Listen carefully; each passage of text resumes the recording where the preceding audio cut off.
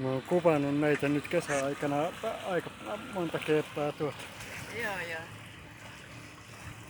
Tää on mitä kivaa katsella sitä talven. Kyllä.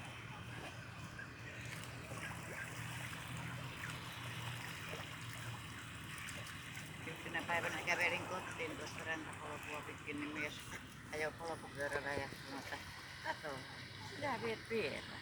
Niin mä sanoin, että no sekaisia minä oon, mutta onko minä pyytänyt jotain lähtemään mukaan. Sano velkoisepas taakse, niin 3 sorsaa käveli, mutta semmoisen reilun metrin päässä perässä.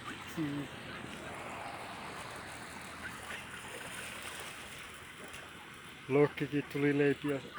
Joo, ja siellä on sitten toiset. Katsotaan taakse. Ne on keksineet, että kun tullaan tänne, niin ei ole kymmeniä.